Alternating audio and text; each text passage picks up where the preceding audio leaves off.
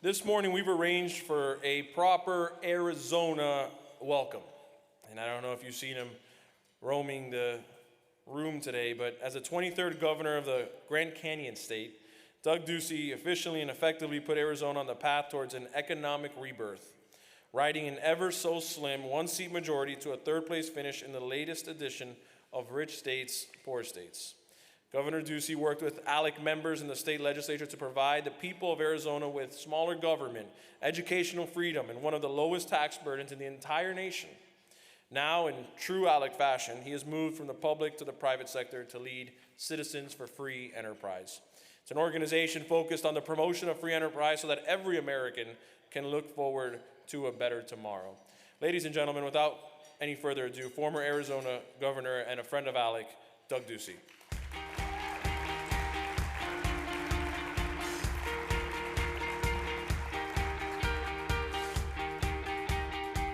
Good morning, everyone. How are you? Welcome to Arizona.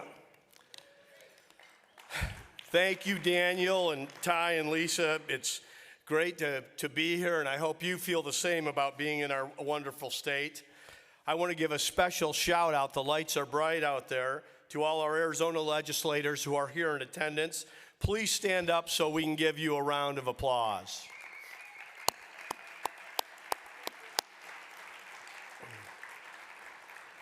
Well, I want to admit I don't miss being down at the Capitol every day. I do miss working with all of the legislators that are here. Keep up the fight. We need you more than ever downtown. For those visiting from elsewhere, I've lived in this beautiful state now for more than 30 years. And I can tell you from experience, you have picked the perfect time to come. In case you haven't heard, year-round temperatures vary. When people ask me about the heat, I tell them a story from Arizona's early days. There was a bishop who sent a missionary to this territory. After a few summer months, the missionary gave up, reporting back to the bishop that Arizona just wasn't a place for evangelizing. He said, "The people who live there in winter have no wish for heaven. And the people who live there in summer have no fear of hell." Regardless, our climate for freedom and opportunity and free enterprise is excellent, 365 days a year. And thanks to the policymakers in this room, we intend to keep it that way, so a group like ALEC is always welcome in Arizona. I wrapped up my tenure as governor on January 2nd of this year. After some goodbyes with my dedicated security detail, had them for a full 8 years, we hugged it out, and it was back to life as normal, quite literally. My wife, Angela, sent me off to Costco with a shopping list, and I was beginning to learn to drive again. Truth is, the past 10 months have been great, catching up with family, taking those delayed vacations, and a chance to breathe and reflect on 2 terms and all that we were able to get done in partnership with our state house and our state senate. Passage of the American Civics Act so that no kid graduates high school without knowing at least as much about our history and founding documents as immigrants who become new citizens. That was our first law, and we were the first state in the country. Balancing a $1 billion deficit with real reductions to spending, the nation's first universal recognition of occupational licensing bill. Today, Arizona has the lowest flat tax in the nation, and we have 100% universal school choice ESAs. We were the first in the nation.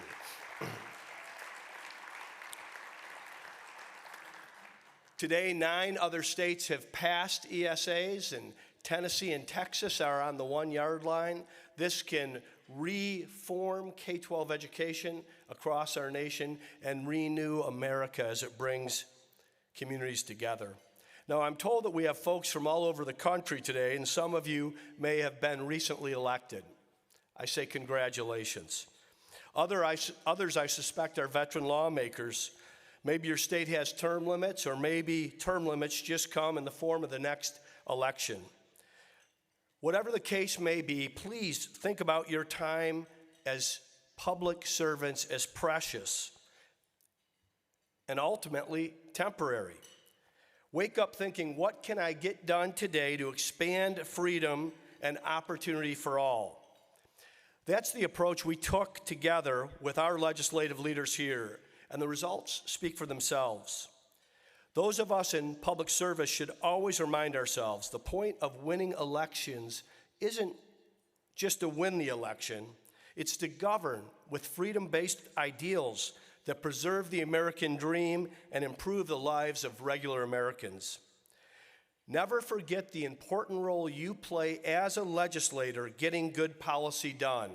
And yes, when necessary, stopping bad policy dead in its tracks is just as important.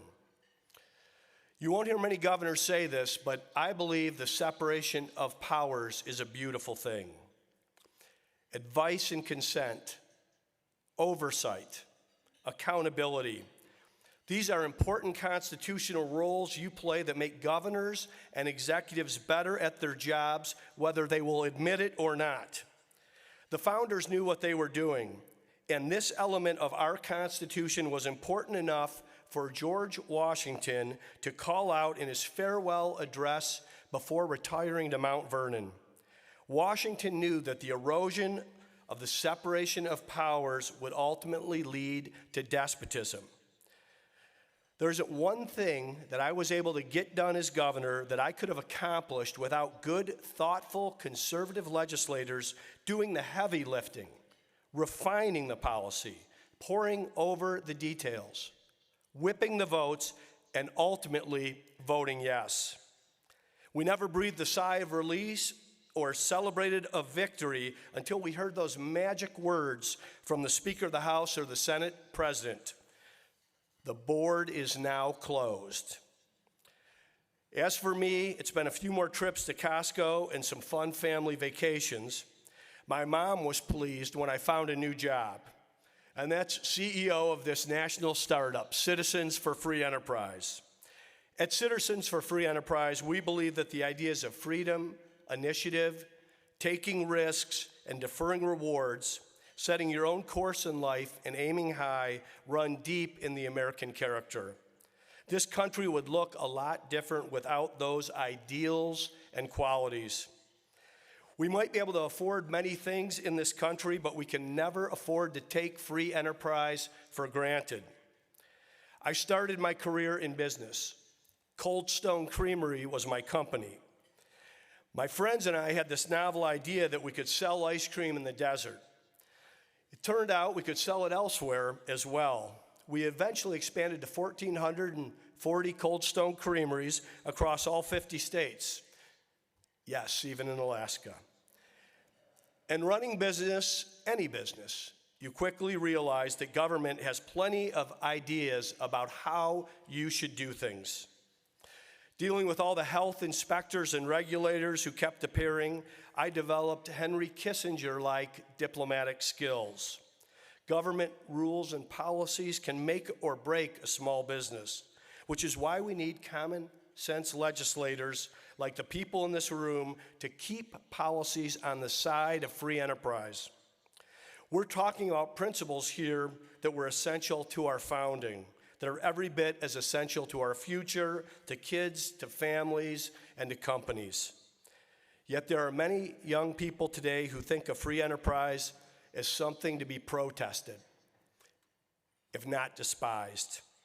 We know from a Gallup poll that about half of young adults have a positive view of socialism. 7 of 10 millennials say they'd like to vote for a socialist. And even granting that socialist ideas tend to thrive at elite universities funded by capitalists, 7 out of 10 is a lot. How could so many American students be enthralled with a system that young people elsewhere dream of escaping? Whatever those students are hearing about free enterprise, they're not getting the full story. By the way, 6% of those millennials in the survey thought the term socialism actually meant having good social skills and pleasant manners. They're in for a real surprise if they ever go to a socialist rally. The founders of this country had the profound but uncomplicated vision that you and I have the right to life, liberty, and the pursuit of happiness. In our system, the people are sovereign and the government is the servant.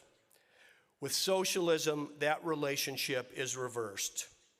The citizen gives up freedom in exchange for all the promises made by politicians, bureaucrats, and central planners. It's the vision of an all-caring state. Happiness will be delivered to your door and deducted from your paycheck. Government creates rights and privileges, selects who deserves them, and divvies up the wealth accordingly. It's a perfect system, I guess, if you don't mind other people running your life and your business. Too often, Americans who keep this economy going are lectured instead of listened to. Too often, the field is left open only to those who want to disparage our system and tear it down. Outcomes are rarely ever final in the contest of ideas. We have to keep defending the values of freedom in a free society, even when they are self-evident and fundamental. This is going to be our daily mission and total focus. We'll organize and inform and advocate relentlessly. We'll be on watch for harmful policies and champion the ones that help. We'll answer attacks on the American system and give everyday Americans in your state and others a voice to match their incredible influence for good.